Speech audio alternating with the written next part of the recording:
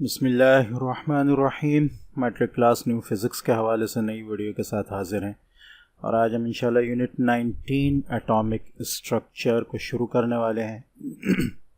Basically हम इसमें atom के बारे में पढ़ेंगे कि उसके पार्टिकल्स क्या हैं, किस किस्म के हैं, उनकी प्रॉपर्टीज़ क्या हैं, ठीक है, किस टाइप के होते हैं, किस चार्ज के होते हैं और ये कि क्वांटिटी क्या है और वो किस अमाउंट में होते हैं, ठीक है।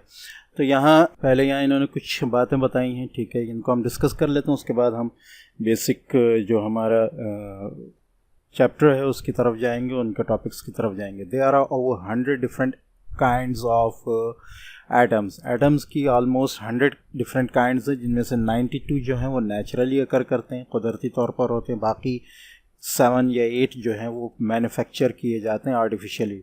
Atoms are mostly empty spaces. ये याद रखें कि एटम्स में ज़्यादातर जो है वो एम्प्टी स्पेस होता है, ठीक है, यानी उसकी ज़्यादा जगह जो है वो खाली होती है। इसको आगे हम डिस्कस भी करेंगे। The nucleus of an atom is dense. सिर्फ न्यूक्लियस जो है वो डेंस होता है and contains nearly all of the atomic mass. ज़्यादातर उसी के अंदर जो होता है वो मास होता है किसी भी एलिमेंट का, ठीक है। इलेक्ट्रॉन्स कंट्रीब्यूट वेरी लिटिल मास। इलेक्ट्रॉन्स के अंदर बहुत कम मास होता है, वो बहुत छोटे होते हैं प्रोटॉन और न्यूट्रॉन के मुकाबले में, ठीक है। इसको भी हम आगे डिस्कस करेंगे।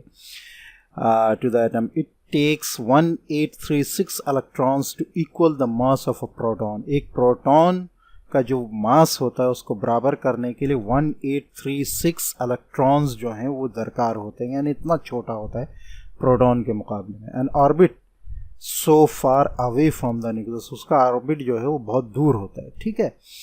तो ये चंद नाम भी दे दिए उन्होंने। न्यूक्लियस होता है, इलेक्ट्रॉन होता है, प्रोटॉन होता है, न्यूट्रॉन होता है, ठीक है। इनको हम बारी बारी डिस्कस करेंगे कि क्या चीज़ है, ठीक है। तो बेसिकली मैटर जो है इसको हमने इससे पहले भी डिस्कस किया है कि जितनी चीज़ें कायनात में मौजूद हैं वो मैटर के ज़रिए कंपोज होती हैं, ठीक है। हर चीज़ जो है वो अपना एक मैटर रखती है, ठीक है, जिससे वो एग्जिस्ट करती है, चाहे वो लिविंग थिंग हो या नॉन लिविंग थिंग हो, उसके अंदर जो है मैटर मौजूद होता है। मैटर से मुराद ये है कि उसके अंदर एलिमेंट्स मौजूद होते हैं, ठीक है। तो एलिमेंट के बारे में ऊपर डिस्कस हम कर चुके हैं कि over 100 different kinds of atoms mean 100 different kind of elements जो हैं वो पाए जाते हैं, ठीक है, जिनमें चंद नाम हमने लिविंग थिंग्स में भी, चंद नॉन लिविंग थिंग्स में भी, उसके अलावा केमिस्ट्री वगैरह में भी, पीरियोडिक टेबल में हमने उनके नाम वगैरह जो हैं वो देखे हैं, ठीक है।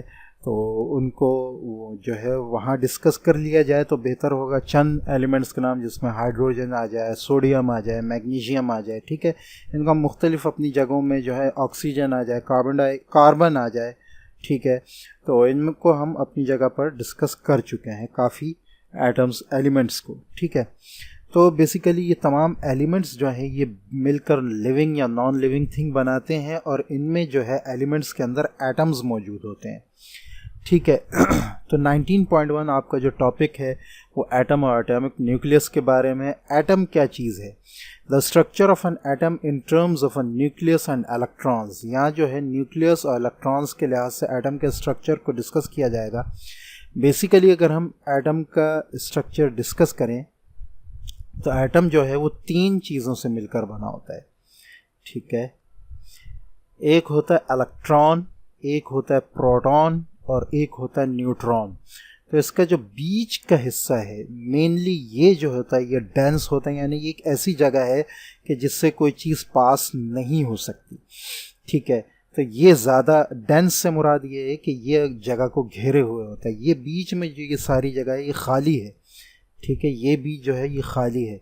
तो ये जो बीच में जो हिस्सा होता है इसमें न्यूट्रॉन होते हैं और प्रोटॉन होते हैं, ठीक है, और ये मिलकर जो है ये न्यूक्लियस बनाता है। तो अगर हम ऊपर हमने जो चीज़ें देखी तो उसमें अगर हम देखें न्यूक्लियस, प्रोटॉन और न्यूट्रॉन, ठीक है, तो प्रोटॉन और न्यूट्रॉन मिलकर जो है वो न्यूक्लियस बना रहे होते हैं, जिनमें प्रोटॉन जैसा कि आपको दिख भी रहा है पॉजिटिवली चार्ज पार्टिकल होते हैं और न्यूट्रॉन जो है वो न्यूट्रल होते हैं, ठीक है।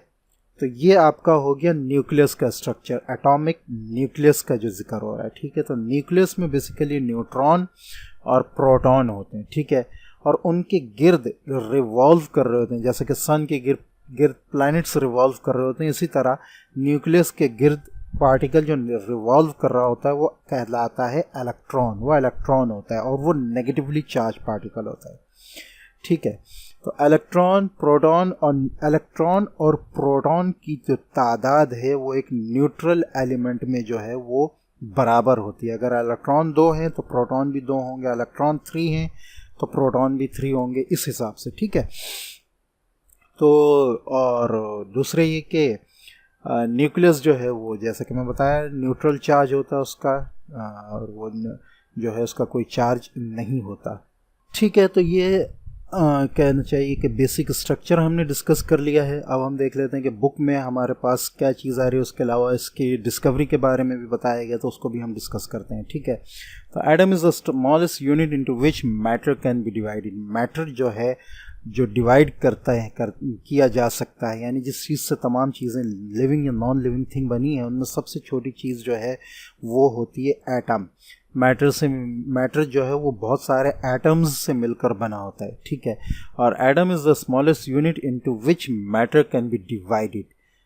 और आगे का without releasing electrically charge particles. तो इसके कुछ चार्ज पार्टिकल हैं जो नेगेटिव चार्ज हैं या पॉजिटिव चार्ज हैं, इनको इनसे निकाले बगैर जो चीज़ वजूद में आ रही होती है वो एटम कहलाती है, ठीक है।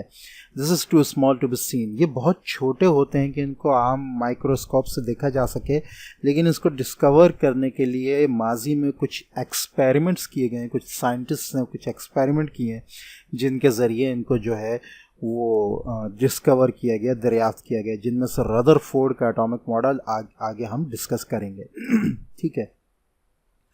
अच्छा, figure 19.1 is often used to explain the basic structure of an atom. ज़्यादातर इस तरह की एक तस्वीर होती है एटम की जिसके ज़रिए एटम को जो है वो समझा जाता है, ठीक है। तो अब ये डिस्कस कर रहे हैं कि इसके कौन से part in the central hard core of an atom is the nucleus. जैसे कि मैंने बताया बीच का जो हिस्सा है वो न्यूक्लियस कहलाता है, which is the small dense region. देखें यहाँ तक एटम है लेकिन इसका जो बीच का इतना सारा हिस्सा है वो खाली है, सिर्फ यहाँ पर जो है वो एक सामान सा मौजूद है जिससे कोई चीज़ गुजर नहीं सकती, ठीक है। बाकी ये इलेक्ट्रॉन भी जो है ये मूव कर रहे हैं, ठीक है। तो ये जो बीच का छोटा सा हिस्सा ये न्यूक्लियस कहलाता है, जिसके अंदर प्रोटॉन और न्यूट्रॉन्स होते हैं। Around nucleus electron revolve at high speed. इसके गिर्द जो है वो इलेक्ट्रॉन्स मूव कर रहे होते हैं एक हाई स्पीड पर, ठीक है। तो number of particles electrons and protons depends on the type of atom. कि जैसे कि मैंने बताया कि मुख्तलिफ तादाद होती है। इलेक्ट्रॉन और प्रोटॉन की किसी भी एटम में आपस में बराबर तादाद होगी। किसी भी एटम में अगर 3 प्रोटॉन है तो 3 इलेक्ट्रॉन ही होंगे, 4 प्रोटॉन है तो 4 इलेक्ट्रॉन ही होंगे, लेकिन एलिमेंट्स के हिसाब से इनकी तादाद कम ज़्यादा हो सकती है। यानी जैसे हम मिसाल लें कि सोडियम में तो उसमें इलेक्ट्रॉन्स प्रोटॉन्स की तादाद तो 1 होगी, लेकिन आयरन के मुकाबले में वो जो है मुख्तलिफ होगी, ठीक है। इसी तरह ऑक्सीजन के मुकाबले में मुख्तलिफ होगी। तो जो एटम होता है, जो एलिमेंट होता है, उसकी एक अपनी मखसूस तादाद होती है प्रोटॉन और न्यूट्रॉन्स की, ठीक है।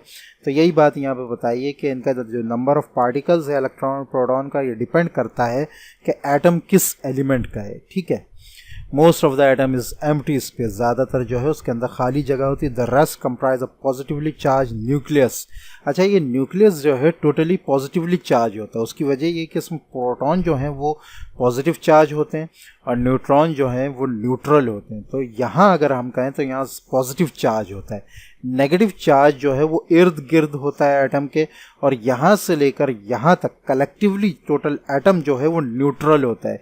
उसकी वजह यह है कि ये तो पॉजिटिवली चार्ज है लेकिन इसके गिर्द इलेक्ट्रॉन नेगेटिवली चार्ज पार्टिकल होते हैं जो इसके जो पॉजिटिव चार्ज है उसको बराबर कर देते हैं, ठीक है।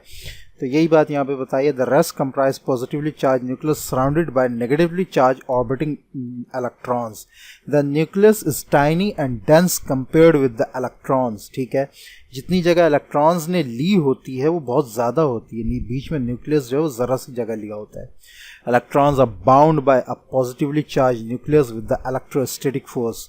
ये जो इलेक्ट्रॉन्स हैं ये बहुत तेज़ी से घूम रहे होते हैं लेकिन इसकी फोर्स की वजह से ये बाउंड होते हैं, बाहर निकलते नहीं हैं। जैसा कि प्लैनेट्स जो हैं वो सन की फोर्स से जो है वो ग्रेविटेशनल फोर्स से बाउंड होते हैं, नहीं निकलते हैं। इसी तरह ये इलेक्ट्रॉन्स जो हैं ये इलेक्ट्रोस्टैटिक फोर्स की वजह से बाउंड होते हैं, बाहर नहीं निकलते। ठीक है। अच्छा, nuclear model of the atom, इसका मॉडल जो है न्यूक्लियस है, यानी आप यूं कहें कि न्यूक्लियस जो है दरियाफ्त किया गया था, जो है वो दो साइंटिस्ट थे, गीगर एंड मैस्डन। उन्होंने एक एक्सपेरिमेंट किया था जिससे उन्होंने अंदाज़ा लगाया था इस चीज़ का कि कोई पार्टिकल बीच में डेंस मौजूद है, जिसकी वजह से जो है कहना चाहिए कुछ बीम्स उन्होंने प्रोटॉन अल्फ़ा पार्टिकल्स की बीम्स जो हैं वो डाली थी, जिसकी वजह से उन्होंने जो है दरियाफ्त किया था कि बीच में एक डेंस पार्टिकल न्यूक्लियस मौजूद होता है। उसकी अगर हम तस्वीर देखें, पिक्चर, तो इस किस्म का था। कुछ रेडिएशन उन्होंने छोड़ी थी, बीच में गोल्ड फॉइल रखी थी, ठीक है, और वो रेडिएशन जब उसमें से गुजरी थी और उसके इर्द गिर्द एक फ्लोरेसेंट स्क्रीन रखी थी जिस पर जो है ये अल्फ़ा पार्टिकल्स की बीम्स जो हैं वो नज़र आ सकें। ठीक है, तो इन्होंने देखा कि ज़्यादातर बीम्स जो हैं वो पास हो गई हैं बीच में से, बिल्कुल हल्की सी डिफ्लेक्शन के साथ, जबकि बहुत कम बीम्स जो हैं वो बहुत ही ज़्यादा डिफ्लेक्शन के साथ जो है वो इधर उधर हुई हैं। तो इससे उन्होंने अंदाज़ा लगाया कि जो बीच में डेंस पार्टिकल है इस पूरी फाइल के बीच में वो बहुत कम है, ज़्यादातर बीच में खाली जगह है, जिससे ये अल्फ़ा पार्टिकल्स जो अल्फ़ा बीम्स जो हैं ये गुजर गई हैं, और जो डेंस पार्टिकल है उससे टकरा कर जो है वो इधर उधर हो गई हैं, उससे रिपेल होके इधर उधर हो गई हैं। ठीक है, तो अगर ये हम इन्होंने यहाँ हाँ ये पिक्चर भी दी है, तो ये अल्फ़ा पार्टिकल्स जा रही हैं, ठीक है, ये बीच में से गुजर गई हैं, लेकिन ये बीच में ज़रा सा डेंस जो मौजूद है न्यूक्लियस, जो पॉजिटिवली चार्ज है प्रोटॉन की वजह से, इससे रिपेल होने की वजह से कुछ ज़रा सा डिफ्लेक्ट हुई हैं और कुछ बहुत ज़्यादा डिफ्लेक्ट हो गई हैं। जब बिल्कुल आई तो टकरा के वापस आ गई। ठीक है, ये थोड़ी सी ज़्यादा बैंड हुई हैं और ये थोड़ी सी कम बैंड हुई हैं।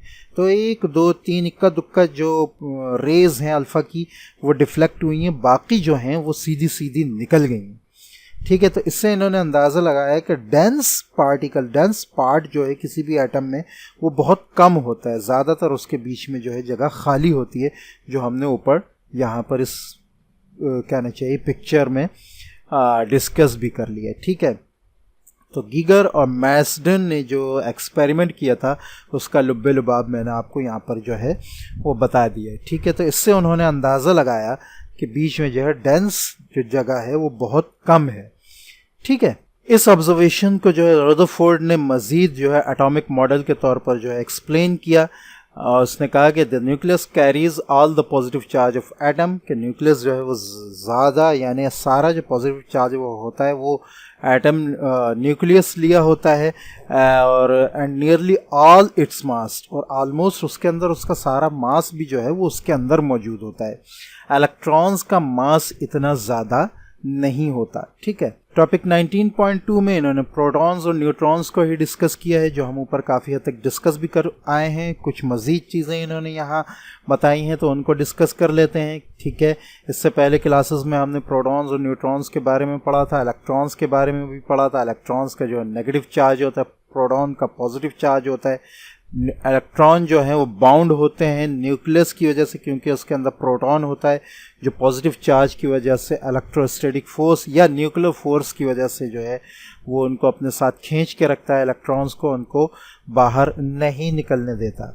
न्यूट्रॉन का कोई चार्ज नहीं होता। The mass of a neutron is slightly larger than that of a proton. Neutron का जो मास है वो प्रोटॉन से थोड़ा सा जो है वो ज़्यादा होता है। Proton have an equal positive charge than that of electron. Proton का जो चार्ज है वो पॉजिटिव होता है, लेकिन ऑलमोस्ट जो है वो इक्वल होता है, बल्कि इक्वल ही होता है इलेक्ट्रॉन के चार्ज से। इलेक्ट्रॉन पर भी बराबर चार्ज होता है, प्रोटॉन पर भी बराबर चार्ज होता है, लेकिन इलेक्ट्रॉन का नेगेटिव होता है, प्रोटॉन का पॉजिटिव होता है। मैग्नीट्यूड उन दोनों का एक ही होता है। उसकी वजह यह है कि प्रोटॉन जो है वो अपनी जगह पर रुका हुआ होता है, जबकि इलेक्ट्रॉन जो है वो मूव कर रहा होता है। उसका मास जो है वो ज़्यादा होता है, लेकिन उसके अंदर काइनेटिक एनर्जी ज़्यादा होती है, जिसकी वजह से उसके अंदर जो चार्ज आता है वो प्रोटॉन के बराबर हो जाता है। An atom usually has an equal number of protons and electrons. ठीक है, तो एटम के अंदर प्रोटॉन और इलेक्ट्रॉन की जो अमाउंट होती है, तादाद होती है, वो बराबर होती है, जैसा कि मैं ऊपर डिस्कस कर चुका हूँ। सो लिहाजा नेट चार्ज जो है वो दोनों की बराबर होने की वजह से ज़ीरो होता है। Therefore atom is considered neutral, atom जो है वो न्यूट्रल ही कंसिडर्ड किया जाता है जब तक कि उससे कोई चार्ज पार्टिकल निकल ना जाए या उसके अंदर आ ना जाए। Atoms have different properties depending upon the arrangement and number of their elemental particles। तो atoms जो है उनका यानी किसी भी एलिमेंट का जो एटम होता है वो किसी दूसरे एलिमेंट के एटम से जो है अरेंजमेंट में प्रॉपर्टीज़ में डिफरेंट होता है, डिफ़र करता है। ठीक है, तो ये आगे इन्होंने यानी कंपैरेटिव या रिलेटिव मास भी बता दिया आपको कि प्रोटॉन का मास जो है अगर 1 है, ठीक है, तो उसमें चार्ज जो है वो पॉजिटिव 1 होगा। ठीक है, चार्ज उसका पॉजिटिव 1 है। इलेक्ट्रॉन का चार्ज जो नेगेटिव 1 है। ठीक है, और न्यूट्रॉन का 0 है। मास इन दोनों का 1 है तो इलेक्ट्रॉन का मास जो है वो 1/1836 होगा, लेकिन चार्ज इसका बराबर होगा। उसकी वजह यह है कि इलेक्ट्रॉन के पास काइनेटिक एनर्जी भी मौजूद होती है। आगे इन्होंने बताया the branch of physics concern with the study and understanding of the atomic nucleus. जब हम न्यूक्लियस से डिस्कस करते हैं तो वो जो फिज़िक्स है वो न्यूक्लियर फिज़िक्स कहलाती है, जो हमें न्यूक्लियस के बारे में बताती है, उसकी प्रॉपर्टीज़, एक्स वाई जेड तमाम चीज़ों के बारे में। ठीक है, तो ये था आज का टॉपिक जो हमने डिस्कस किया, जिसमें हमने प्रोटॉन्स और न्यूट्रॉन्स के बारे में डिस्कस किया। उसके अलावा एटॉमिक न्यूक्लियस के बारे में, रदरफोर्ड के एक्सपेरिमेंट के बारे में, गीगर एंड मैसडन के एक्सपेरिमेंट के बारे में। ठीक है, नेक्स्ट इंशाल्लाह हम 19.3 टॉपिक एलिमेंट्स को डिस्कस करेंगे। तो मिलते हैं नेक्स्ट वीडियो में, तब तक के लिए इजाज़त। अस्सलामु अलैकुम व रहमतुल्लाहि व बरकातुहू।